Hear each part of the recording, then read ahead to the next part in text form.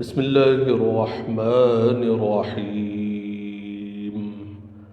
الحمد لله رب العالمين، الصلاة والسلام على سيد الأنبياء والمرسلين وعلى آله وصحبه أجمعين.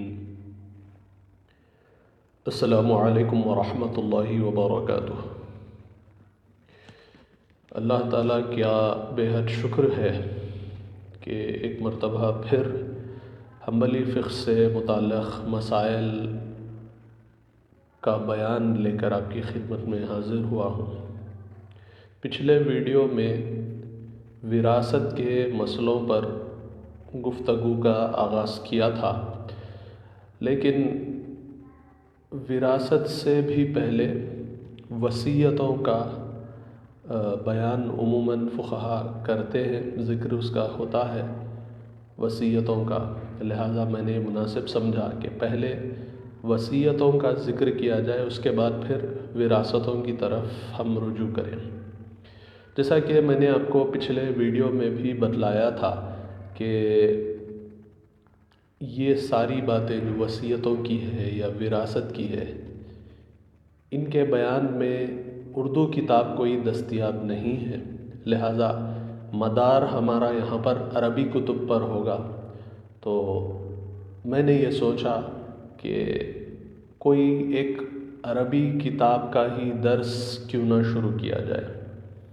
جیسے میرے پاس یہاں پر متن الخرخی موجود ہے، تو میں نے یہ مناسب سمجھا کہ متن الخرخی کا درس کتاب الوصایا کے تحت شروع کیا جائے. تو متن الخرخی دراصل ایک بہت عظیم کتاب ہے فقہ حنبلی کی، مختصر ہے لیکن عظیم ہے، اور اس کے مصنف امام خرخی ہیں. ان کا پورا نام امام عمر بن حسین بن عبداللہ بن احمد الخرخی ہے، الخرخی، اور آپ کی کنیت ابو القاسم یہاں پر بتلائی جاتی ہے. اور انہوں نے علم سیکھا ہے، ان کے جو اساتذہ ہیں ان کے بہت سارے اور دوسرے اساتذہ بھی ہیں، لیکن خاص طور سے امام احمد بن حنبل کے 2 صاحبزادوں کے یہ شاگرد ہیں، اور بہت بڑے امام آپ مانے جاتے ہیں فقہ حنبلی کے، اور بہت کثیر عبادتیں بھی کیا کرتے تھے. یہاں پر ان کے بارے میں لکھا ہوا ہے مقدمہ میں: خرج من بغداد مہاجرا الى دمشق لما کثر بها الشر والسب للصحابہ والسلف. تو آپ جو ہے بغداد سے دمشق کی طرف تشریف لے گئے تھے، جب کہ وہاں پر صحابہ اکرام اور سلف صالحین کو جب بہت زیادہ برا بھلا کہا جانے لگ رہا تھا. اور یہاں پر آگے وہ ایک اور بات لکھتے ہیں کہ آپ نے بہت ساری کتابیں بھی لکھی ہیں، لیکن آپ کی کتابیں بہت ساری دستیاب نہیں ہیں، کیونکہ آپ کے جو کتابیں تھیں، جب آپ کا گھر جل گیا تو آپ کی کتابیں بھی جل گئی تھی، اور آپ کا وصال 334 ہجری میں ہوا ہے. تو یہ امام خرخی کے بارے میں مختصر سا تعارف تھا. اب ہم ہماری چیپٹر کی اصل ٹاپک کی طرف آ رہے ہیں، کتاب الوصایا. تو یہ میرے پاس کتاب الوصایا متن الخرخی ہے. تو یہ کتاب وصایا شروع کرنے سے بھی پہلے، چونکہ امام خرخی کا جو طریقہ ہے وہ یہ ہے کہ آپ بہت مختصر اپنی بات کرتے ہیں، جامعیت ہوتی ہے، بہت مختصر بات ہوتی ہے، لیکن بہت سارے عنوانات اس میں جمع ہو جاتے ہیں آپ کے مختصر سے کلام میں. لہٰذا یہ شروع کرنے سے پہلے تھوڑا وصایا ہوتے کیا ہیں وہ سمجھ لیتے ہیں. اور میں آپ کو یہ بتلا دوں کہ متن الخرخی کی ہی شرح لکھتے ہوئے علامہ ابن خدامہ المقدسی نے کتاب المغنی لکھی ہے، اور کتاب المغنی فقہ حنبلی کی بہت بڑی کتب میں سے ایک ہے. تو اور یہ متن الخرخی کی ہی تعلیم علامہ ابن خدامہ نے حضرت سیدنا عبد القادر جیلانی رضی اللہ عنہ کے پاس حاصل کی تھی. متن الخرخی کا درس آپ نے پیرانے پیر سرکار کے پاس ہی مکمل کیا تھا. تو یہاں پر کتاب الوصایا ہے. اب وہ کتاب الوصایا کی طرف جانے سے پہلے وصیت کہتے کسے ہیں؟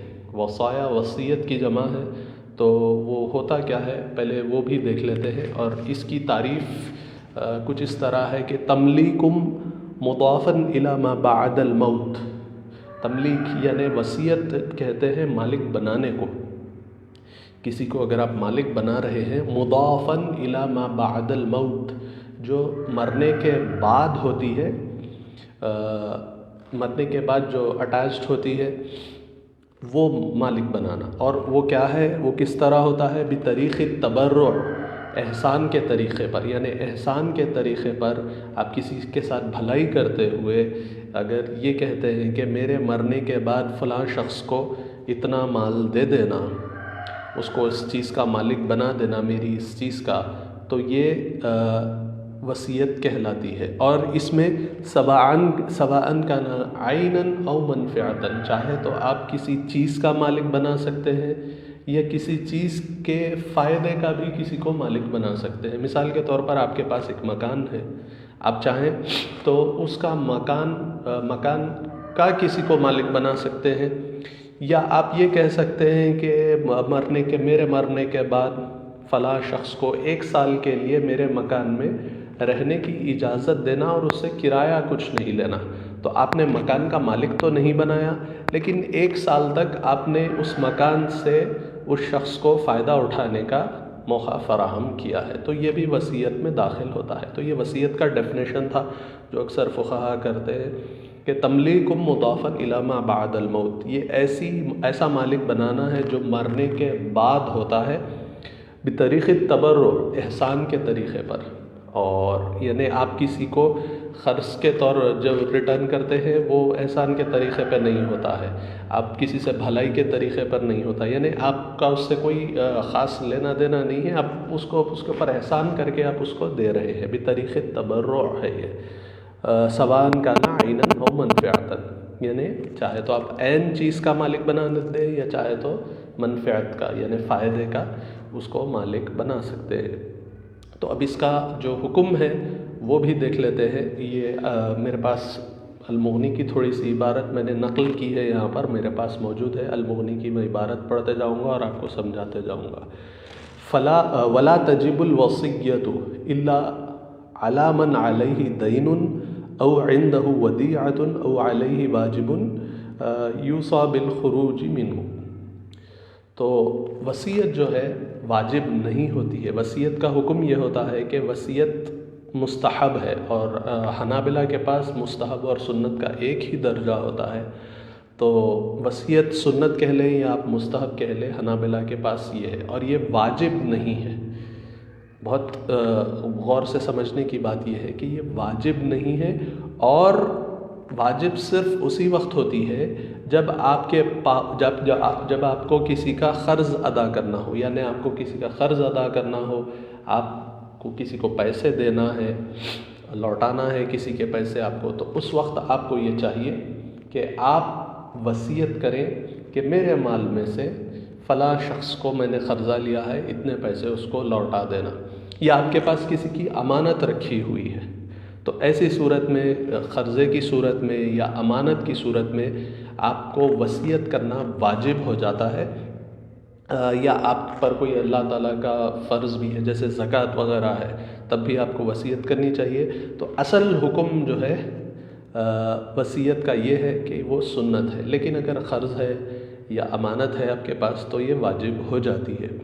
اور جس کے پاس کوئی مال ہو تو اس کو وصیت کرنے کی شریعت صرف 1/3 مال میں اجازت دیتی ہے. یعنی اگر کوئی پیسوں کا مالک ہے، مان لیجیے 2 لاکھ روپئے ہیں، تو وہ شخص جو بھی وصیت کرے گا، جس کو بھی پیسے دینے کو کہے گا، وہ صرف 1/3 مال میں نافذ ہوگی. یعنی مان لیجیے کسی کے پاس 1 لاکھ روپئے ہے تو صرف 30,000 میں ہی اس کی وصیت نافذ ہوگی.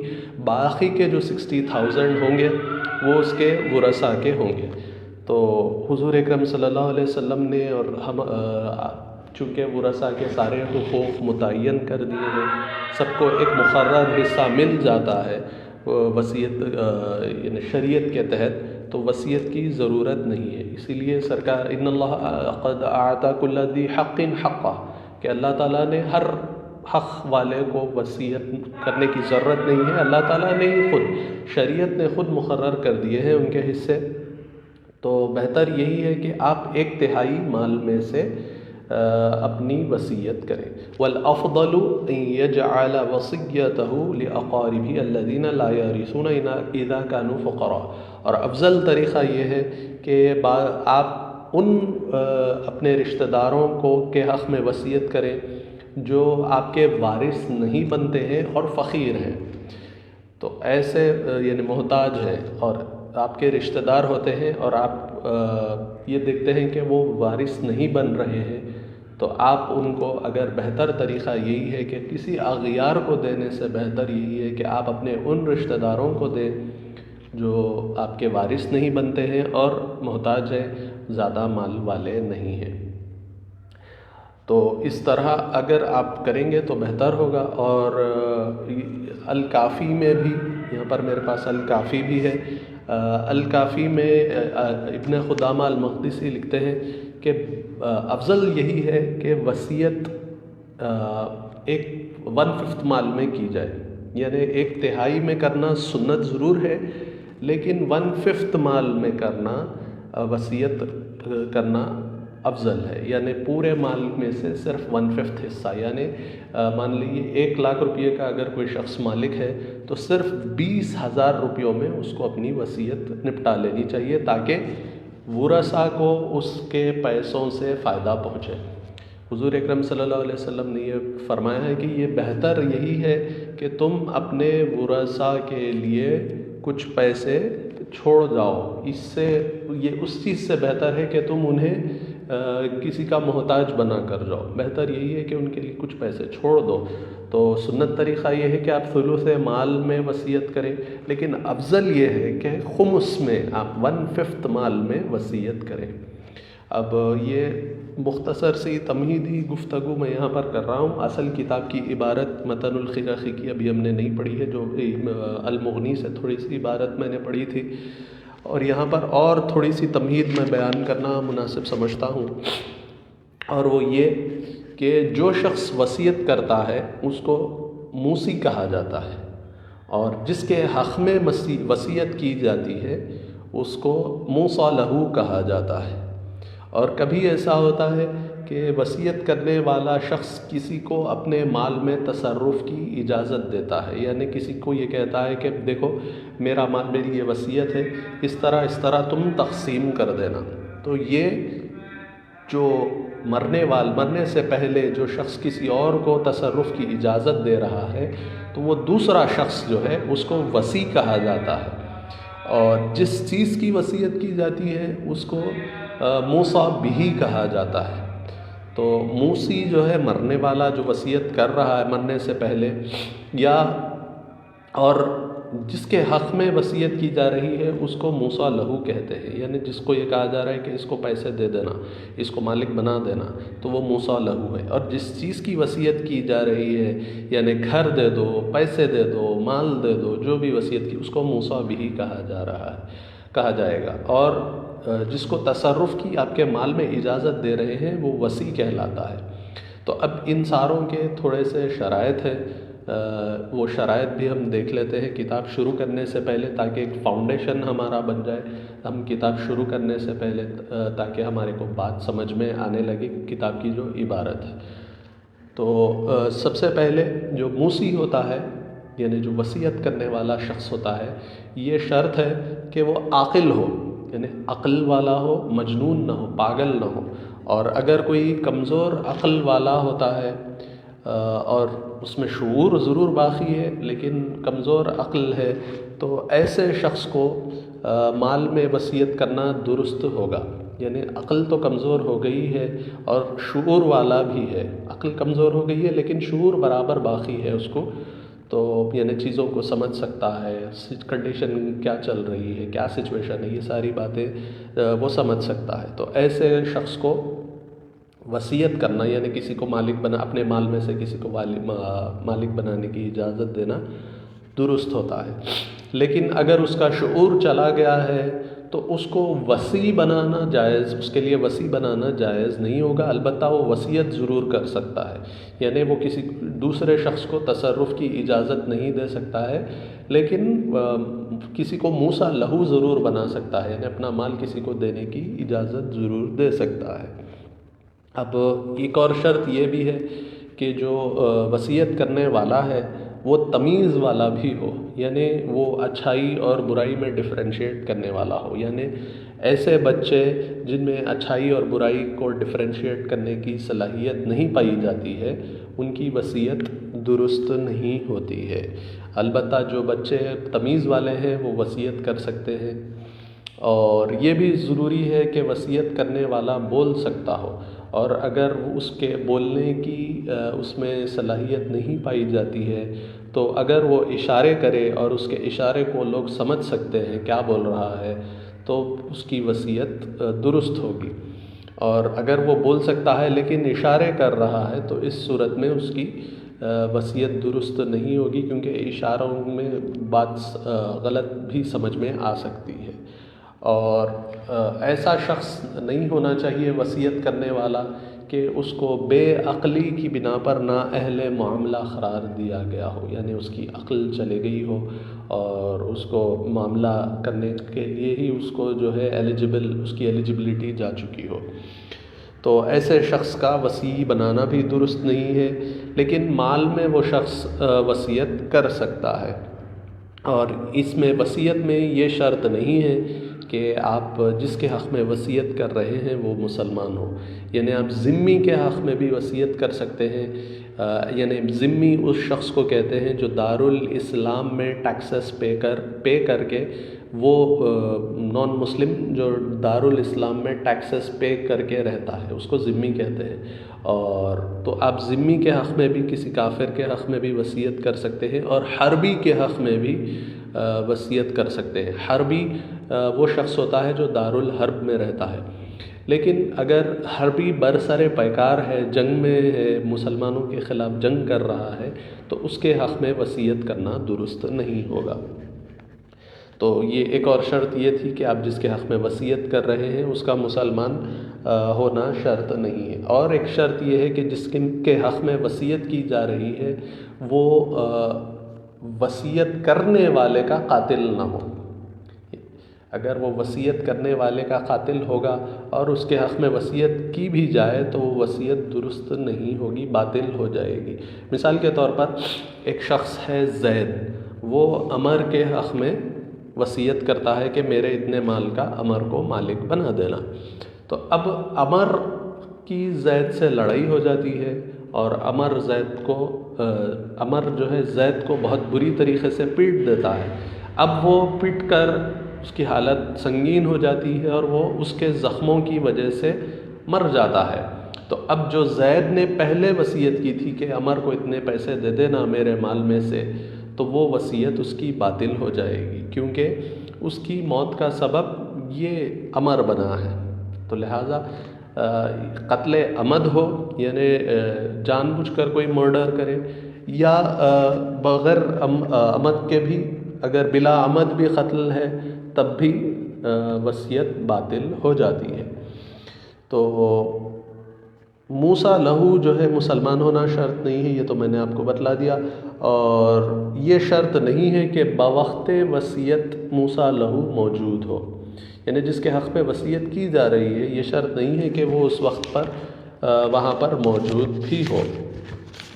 اب یہاں پر چند اور باتیں ہیں جو آپ کو بتلانا میں مناسب سمجھ رہا ہوں، اور وہ یہ ہے کہ جس چیز کی آپ وصیت کر رہے ہیں جو موسیٰ بھی ہے، اس میں یہ شرط نہیں ہے کہ وصیت کرنے والا اس چیز کو سپرد کرنے اور حوالے کرنے پر قدرت بھی رکھتا ہو. جیسے ہوا میں پرندے اڑ رہے ہیں، تو اب آپ پرندے کی وصیت آپ کے پاس پرندے ہیں، اب ہوا میں اڑنے والے پاس پرندے ہیں، آپ اس کی وصیت کرتے ہیں، یعنی یہ کسی کو کہتے ہیں کہ بھئی یہ پرندے آپ کے. تو اب یہ ضروری نہیں ہے کہ وہ ہوا میں اڑنے والے پرندوں کو وہ پکڑ کے لا کے اس کے حوالے کرے، یعنی جس کے حق میں وصیت کی گئی ہے وہ اس کا کام ہے کہ وہ اس کو پرندوں کو ہوا میں سے اپنے قبضے میں لے لے۔ اور ایک شرط اور یہ بھی ہے کہ وصیت جن الفاظ سے کی جاتی ہے اس کی بڑی اہمیت ہوتی ہے۔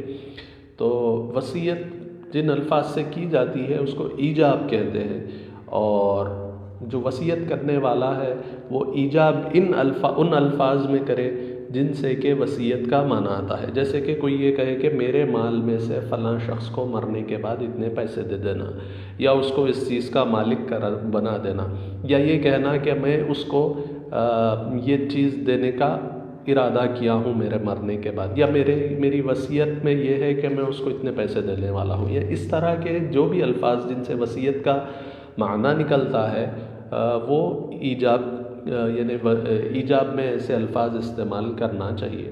تو ایسے الفاظ اگر استعمال کریں گے تو ایجاب درست ہوگا۔ اب اس کے بعد ایجاب کے بعد قبول ہوتا ہے۔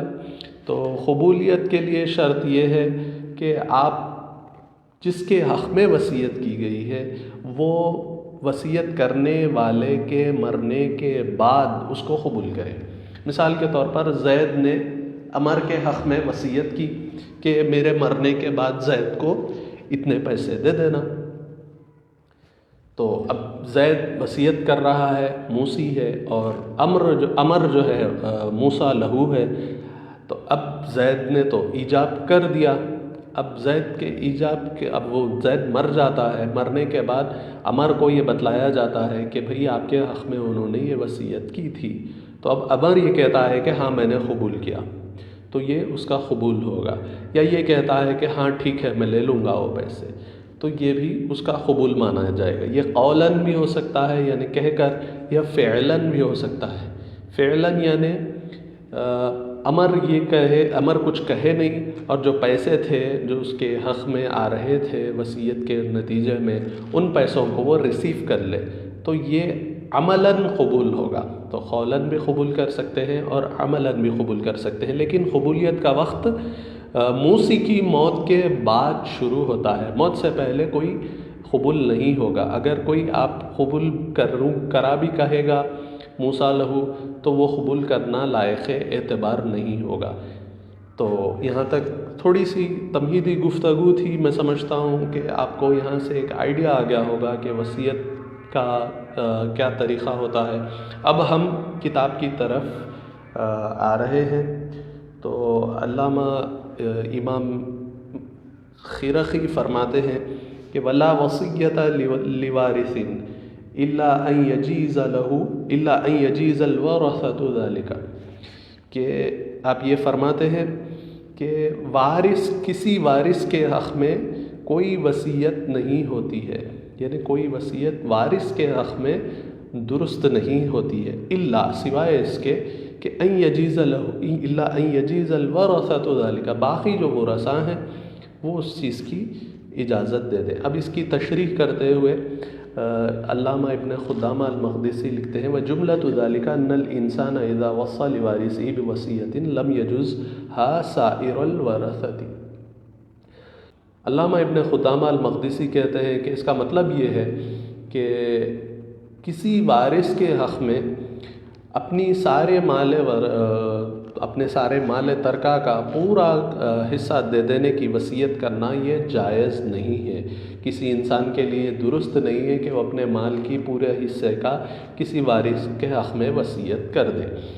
اس کا ریزن یہ ہے کہ حدیث شریف میں آتا ہے ان اللہ تعالی قد اعطى كل ذی حق حقه فلا وصیۃ لوارث، تو یہ فلا وصیۃ لوارث یہ حدیث کے الفاظ ہیں۔